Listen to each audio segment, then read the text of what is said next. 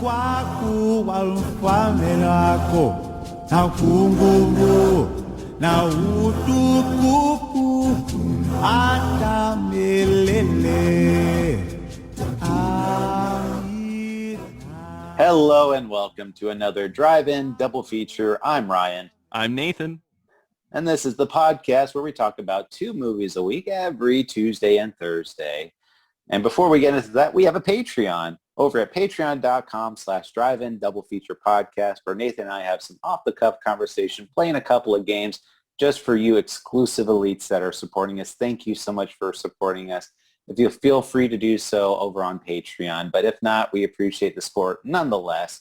But back to our regularly scheduled content, we're talking about 1981's Roar, directed by the star of this movie, Noel Marshall. This movie is very infamous for the fact that they use real lions interacting with humans in a confined space.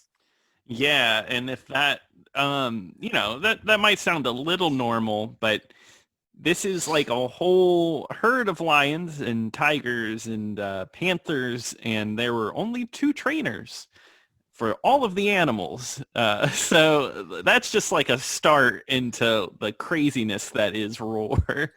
Well, I'm glad you brought up a tiger, Nathan, because we're going to go back to our previous episode, and I'm going to give you a lion joke. Okay, yes, of course. So what's the difference between a tiger and a lion? What? A tiger is missing the main part. Jeez. How did people come up with this? Well, I mean, if that doesn't excite you, Nathan, then what do lions like to? How do lions like to pass the time? How? Country lion dancing. Oh God, that is horrible. So bad.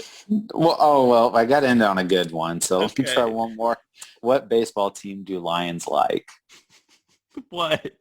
The Cubs. The Cubs. Cute. Even though I always think bear cubs, but I guess we don't have to talk about that. We don't. It's very ambiguous. Mm-hmm. Yeah, they wouldn't like the Tigers. I know that. So yeah. No, absolutely not. But anyway, back to the movie. This movie is super scary, but for all the wrong reasons. Yeah, it's not really a horror movie. But it will leave you stressed out the whole time. It was a very unique experience. I've never felt this kind of stressed out from a movie. So you and I watched it with your fiance, and Mm-hmm. during the whole time, I was just like, are these people going to die? Like, am I about to just watch somebody get murdered right in front of me? Yeah, she was sitting there like we were all pretty audible during the movie, like, oh my God, like, holy crap, the whole time, just like, a couple times where it was just like so close to like death, or maybe not death, but just being like hurt horribly. Like from the get-go, this guy, Noel Marshall, the director of this, is a champ, what he's going through, because these lions are biting on him, scratching on him, and he's still like, I want to conserve these guys. I want to keep them safe. I wouldn't in that. I'm just saying that right now.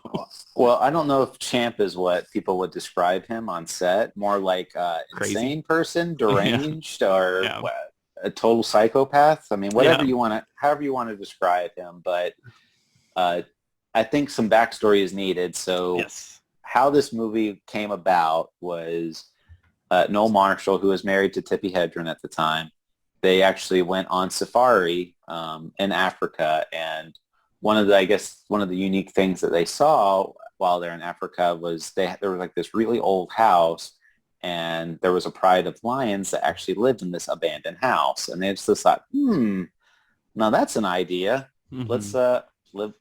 Maybe people can live with lions, and they did some really crazy stuff before. Like this movie is their house out in California, they just had like these little lion cubs that they lived with. Like that's just that was their ideal of a good time. Just they just treat these big giant wild animals as pets. And yeah, and I was gonna say, and look up this, because the name of their pet lion is Neil the Lion. You have to see these pictures. It is just something to see, because the whole family is just hanging out with this giant lion, and like lion cubs, just like they're a family dog or something. It's really and cool. that's just kind of what, and it reminded me a lot of, and I don't know if you've seen it, is the documentary Tiger King a lot. I didn't watch that, but I know of it, of course. Well, it's the same kind of premise you're kind of thinking of. It's like domesticated big cats and Yes. trying to treat them like, oh, well, they love it out here in these in this like suburban home, and like all these like really eccentric personalities taking care of these big cats that really have no business being in the urban society. So probably one of the worst ideas. Well, it just sounds like maybe this family had bad ideas, because that's a bad idea. And I mean, so at its core, this movie isn't a bad idea. I just think all the elements and everything leading up to it was bad, because this movie, like you said, we need a backstory. This is like crazy troubled making this movie. Like it took, I think, 11 years from inception to finish. Oh yeah. Yeah, just the idea. So it took a long time to even get anything off the ground. Yeah, and principal photography actually took 4 years to do, so before it came out. And the crazy thing is, though, I mean, you have all these big cats like in these situations, and at the beginning of the movie, there's a big disclaimer saying, "Oh, no animals were harmed in the making of this movie." And this is one of those times I don't buy that. I think it's a complete lie. Yeah, there's one scene in particular that looked very real. And I mean, technically they're wrong. So on film set, no animals were harmed. Well, we'll get into that maybe a little bit later. Yeah, that I will make that disclaimer. I don't think that the people in this movie actively harmed these animals, but were animals harmed in other ways in the environment they were put in because of this movie? Yes. Yeah, because I mean, there are obviously lions fighting each other because there was just so many there, and they're all piled on each other, different types of animals. I mean, yeah, that's the thing. And here's the thing, is also you have to look out for the safety of your crew, and obviously the safety of the crew was not in mind for this movie at all. No, and all in all together, there was about 70 different maulings in this movie where crew members were injured. Melanie Griffith was really badly injured. Tippi Hedren was very badly injured. The director himself, he had sustained so many bites from animals that he started developing gangrene. Yeah. And one last one is Jan de Bont, the famous cinematographer who's been worked on Die Hard and other movie, Twister. Yep. He was scalped in this movie by a lion, and there's a picture where it's just like half of his hair is missing because he had to get his scalp reattached to his head. Yeah, because what had happened, I find it so interesting. They put him under a tarp to get a shot of a lion jumping over the camera. And then, the lion did his thing, and then he messed up the camera a little bit, and the lion turned around and just bit right into the back of his head. But hey, he's a trooper, because he says he does not regret it, because it got him his start in Hollywood. So, yeah. Would I be a trooper? No. Absolutely not. No. And apparently that was a regular thing. One of the other reasons why this movie was held up so much is because the cast and crew had quit constantly, and who could blame them? Yeah. Yeah, no amount of money is worth that kind of damage. And not only that, well, what sucks, thinking about the main actors, because Melanie Griffith is Tippi Hedren's daughter, and then their 3 sons are in it as well. It's hard for them to quit because they're family. Isn't it 2 sons? You're right. I was thinking of 3. No, my 3 sons. Yeah, my 3 sons. No, yeah. So there's 2 sons their 2 sons are in it, and they're all family. And it's kind of like, well, how do you quit that? I know Melanie Griffith came in halfway through. They actually had her friend cast in the beginning when they filmed it, and then Melanie Griffith was like, "Oh, I want to be in the movie." I don't know why she made that choice. She shouldn't have, because she ended up with probably one of the scariest injuries, in my opinion. Yeah, and she gets almost her face like ripped off like by a lion, and the thing is too, she actually did quit production at one point, but I guess they had to coax her back into it. And after she got coaxed back into it, that's when she got mauled. And again, Noah Marshall, one thing that people said he did on the set was just like, they would have these safety words and they would say like, okay, it's getting too crazy. You got to come in and help and end the scene. But a lot of times he would keep filming like as these people are clearly in distress. And a lot of times like the looks on these people's faces when they're in these situations, it's very real. It's a very real like fear situation. And that's kind of how you feel as an audience, where you're just like, oh my God, like someone is about to get seriously hurt. Yeah, because it feels really raw. It feels like almost like documentary footage. And you could almost say it kind of is. It's kind of just capturing footage of just like harm happening. And that's what it feels like. It feels like you're seeing it. Because that scene with Melanie Griffith is in the movie of her getting her head knocked around, and she looks like straight in fear, scared out of her mind. And I remember seeing that and being like, holy crap, what am I doing? I know. And even the director, he's in the movie. And when I say like it's very real, is like he'll just like be getting in the way of these lions, and these lions will just jump on him, and they'll like, they'll run their claws down his body, and then like his whole arm is just like covered in blood like in the next second. And the camera doesn't cut away. So, I mean, he's actually bleeding. He's actually injured in this movie. It's really something. And I mean, this is the main attraction to this movie. There is a plot here. I'll say that. But I feel like the main attraction is definitely like seeing all of this crazy carnage, because it's very loose, the whole story.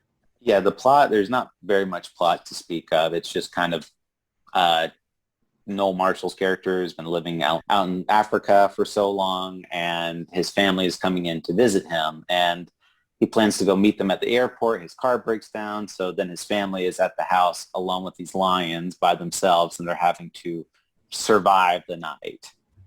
Yeah, exactly. And it's funny because I guess this movie was played for foreign audiences as a comedy. If you look at like posters, like I think the tagline, what is the tagline here? A ferocious comedy. And it's like, no, it's not. It's not. Like, it feels like a horror movie. Well, I'm glad you said that pun, Nathan, because that sounds like a good time for a joke. Yes, I need a joke. What's a lion's favorite cookie? What? A chocolate chimp. What? Do lions eat chimpanzees? I'm sure if they got their hand on it, yeah. Okay. Yeah, I guess. They just fake them out or whatever and trick them into being eaten. Yeah. So, you got any more? We got another zinger? Did you hear about the humble cannibalistic lion? No, I didn't. He swallowed his pride. Oh, dang. That's like that's horrible. That's a horrible crime. All right. So going back in, one thing we didn't mention, which I guess I should have said when I credited the director of this movie, that there's a funny, at the beginning of the movie, it credits the lions as directors and writers in this movie. Yeah, because I guess they just like, they made the movie what it was. They had to build it around them. Bad writers, by the way. I'm sorry to say. I'm kidding. No, I agree. Bad writers. And well, I mean, so I guess the whole thing is they add like a little point in there. It's just like the lions tell the story, which is very much true. I mean, you might be able to control one lion kind of, but when you have a room full of like 50 lions that are like, there's no control. It's just whatever the lion decides to do, you just kind of have to deal with it. So exactly. Yeah.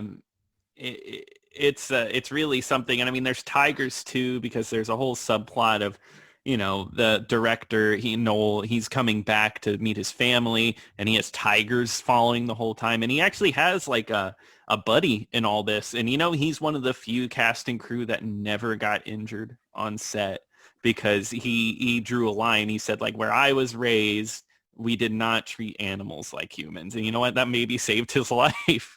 Well, yeah, then his buddy or tour guide or whatever you want to call him, he's in this movie, and he's legitimately from Africa. The actor playing him is from Africa. And he even said, like, yeah, you'd see animals like this all the time. We never went up to them and tried to cuddle them like they're doing in this movie. So we stay away from them because that's how you stay alive. Exactly. And you know what? He didn't get harmed. I know we're jumping around, but that's what I find really odd about this movie's message is like, it's definitely trying to be like, oh, we conserve animals, you know, we need to keep them safe. But it feels so weird when it's placed against a whole bunch of people getting hurt. You know, it just doesn't, the message isn't there, you know, it doesn't fit. It's a horrible message. It's terrible. Yeah. But you know, it's just like other things in there that, you know, like I said before, so when you have like these controlled environments with all these animals, like somebody's bound to get hurt. Like not only were the people hurt, there was stories of the actual lions being harmed in these situations, not actively by the cast and crew, but this movie was filmed in California, like, and they've actually, the set is still there as of, I think, like 6 years ago. I don't know what the status of it awesome. now. Yeah, they still have the full house erected and everything. But it's there. I do know, like, there was a lot of brush fires, like, out in California. One such event, there was a flood that happened and ended up, unfortunately, killing a lot of lions. Yeah, it killed the star lion, Robbie, which is really sad. Yeah. Oh yeah, that's the other thing too. Robbie, the cast is credited. There's Robbie, his son Gary, and of course we could forget dear Togar. Yeah, who could forget Togar's scary, man. He's like caked in blood the whole movie. Togar is legitimately one of the scariest things I've seen in a movie. Yeah, I'm sitting here being taught like, oh, you need to conserve these animals; they're so safe. And Togar looks like the meanest thing. Like, yeah. That whatever they did to piss this lion off, it worked, because this lion is crashing through walls and like actively trying to murder the cast in this movie, and it's horrifying. But it really is. But like you said, there was a group of lions killed, and not only that they actually got out into the city, and then local authorities actually had to put down the lions too. Yeah, exactly, and that's just sad. You know, like, it just should have never even happened. So it flooded and they just kept them in the house, really under no protection or anything. And then they lose film like footage in that flood as well. So that's the thing. All this harm, all this pain that comes from this movie, and it just gets washed away. You know, it's just gone. It's like all that hard work and injuries are just, it's for nothing. Yeah, exactly. And this movie was just like, once again, hell to make. Like you said, 4 years to film. They lost footage. They went in the debt. They were so far in debt they couldn't release it in America. It had to be an international release because they just owed so much money for it. Right. And not only that, just like the personal strain on all the people involved in it. John Marshall, Noel Marshall's actual son, like one injury he sustained on set is that he had his head clamped down by a lion's mouth for about 6 minutes. Holy crap. Or it may have been like 20 minutes, but they said it took like a huge group of like people to like pry this lion's head off. And he was back there shooting the next day. And like you said, this movie was not released in America. It didn't have an official American release until 2015. Yeah.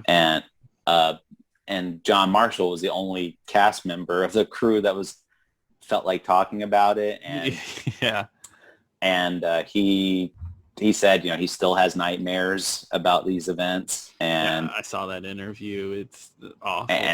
And he called his dad an asshole for putting their family in that situation. And who could blame the guy, honestly? Yeah, it makes sense. It was awful. I mean, like, there was one scene where there's a few scenes with these sons where they look legitimately in terror. Like, there's a fridge box scene where a lion's pulling the dude out by the leg, which I guess was a real deal. And that fridge falling over, or the ice box falling over, actually kind of saved him. Same with, like, the boat.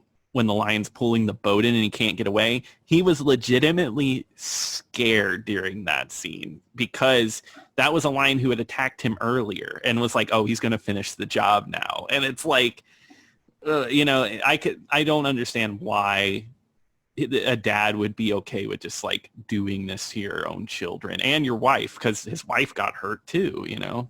Yeah, they had a giant a bull elephant on set, and Tippi Hedren had to ride the elephant, like get picked up by the elephant's trunk, and the elephant crushed her leg in between his tusk and trunk, and got thrown off of the elephant so hard that she fractured another leg. And it's like, and all this is in the final film, like all these scenes of her getting horribly injured, and like these people, I mean, like when they scream, it like, so there's a difference in movies. Like when you hear like a movie scream, it's like, you just, it doesn't sound fake. When you are actually in a fearful situation and you let out a legitimate scream, like you can't fake those types of screams. No, they're genuine, and they're definitely genuine here.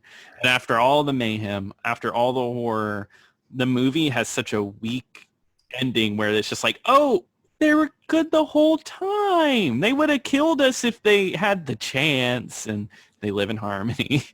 I did not like this ending at all, and it kind of ruined a lot of it for me. Like I was just like, what the hell? Like, because the whole movie, like you going back to the main message, like you were saying, is that the main message was that, that we can live in harmony with these animals, and we can have a like cohabitation together. That was kind of like the ending message of the movie. But all the way building up to it, it's like these animals are trying to murder us. They're trying to kill us, and animals shouldn't be in these types of situation. And so I'm just like, what kind of messages am I supposed to get? You've been trying to tell me the whole movie to be afraid of these animals, and now it's like, oh no, they're fine. Yeah, and it's just, I don't get it. It just seemed like, I mean, it's obviously cobbled together, right? They've lost so much footage. They only had so much to work with. So what they ended up building was such a like misput together movie. And it's just sad for a movie that cost so much money, that harmed so many people, that it comes off as so weak. And I as far as like a message goes, you know what I mean? Yeah. And well, there's one thing you and I forgot to mention. We forgot to mention the poacher like sub story, like B storyline. Yeah, I forgot it because it has no point to the plot. It doesn't, but it's like these poachers are like, oh, it's dangerous having all these lions in there, and I'm starting to agree with the poachers like halfway in the movie. Yeah, that's not good. Yeah, and they get murdered. Oh my God, they get murdered. Are we supposed to feel like satisfaction? Like, yes, take them, kill them. I think we were, but no. But there's one scene in there where the poachers are shooting the lion and the tiger, and there's like one scene where it looks like the lion's like trying to climb up a hill and it just falls, and I guess they added a gunshot to make it look like it got shot. I could kind of believe that, but there's one scene where a lion is laying on the ledge of like a little hill or cliff or whatever, and the lion just gets launched from the cliff, and I'm like, okay, unless there was like another lion that just pushed it as hard as it could, that lion was pushed by something or someone. Yeah, I think we both reacted the same way, because I think we were talking about it after. That lion, just the way it fell, it almost looked like lifeless, like it or helpless, I should say. Like it was just straight free falling down. It was and like you said, you can't convince me that animals weren't harmed in some way in the making of this movie. No, and the only way I would believe it is if I was on set, like viewing it 24/7. That's like the only way I would believe that. But I don't know the parameters of a lot of these, like, when they do like these, when they can add these certifications, and they're like, well, is there really somebody watching 24/7 like these animals, or just like, no, you know what I mean? And I heard it too on a lot of times too, like other movies will put those in there, even though they weren't actually obtained by like the Humane Society. Really? Oh, wow. That's crazy. And I mean, here's the thing. You could hurt an animal and then like the Humane Society person's looking the other way, or you could do it and the Humane Society is just like, don't do it again. Don't you dare do that. You still did it, right? Like, I don't know. I feel like there's ways around it. And of course, I don't think you could get away with it now, but then it was a whole different story. Yeah. Yeah. And it was, like I said, it was, like you said, it was all for nothing. This was released only internationally. Mm-hmm. It only made $2 million at the box office off of a $17 million budget. God. So, and also two, it ended the marriage of Noel Marshall and Tippi Hedren. So much that I guess Tippi Hedren's like, oh my God, who did I marry? And like, it seems like his family is against him as well. And I mean, he died in 2010, so I guess he didn't get to see the revival of this movie, but it sounds like this movie ruined that man's life.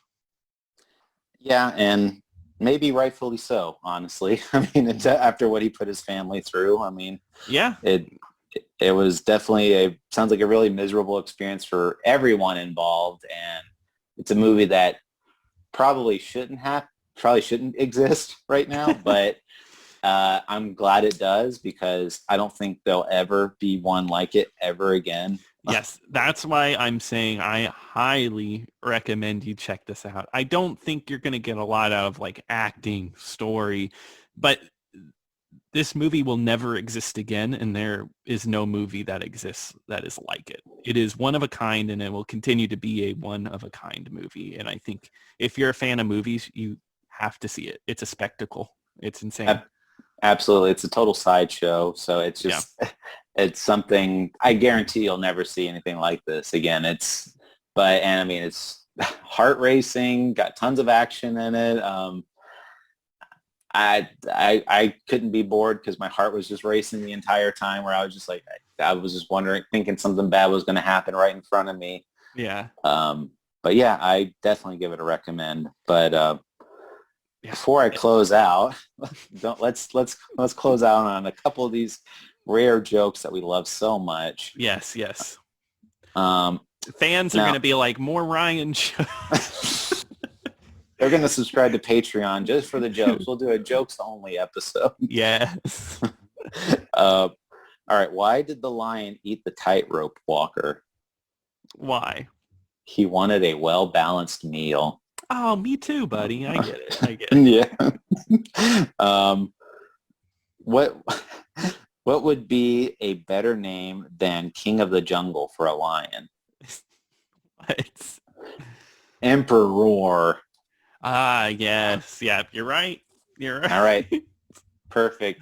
Emperor ended on roar. Perfect ending. Yeah, perfect. It all connects. It all comes together in the end. Well, what's going to be coming to us next time, Nathan? Well, Ryan, it's a Nathan pick on Tuesday, so you know what that means. Something sexy. Something sexy, something a little sleazy. So we're talking about 1980s American Gigolo. And that is streaming over on HBO Max if you want to check that out. Can't wait. Nathan always comes up with the nice wholesome picks. Mm-hmm, so yeah. The whole family. But anyway, we do appreciate you listening to this podcast. And if you have any feedback for us, please email us over at driveindoublefeaturpodcast@gmail.com. Don't forget to follow us on Twitter at DIDFpod. And once again, check out our Patreon at patreon.com/driveindoublefeature. But until next time.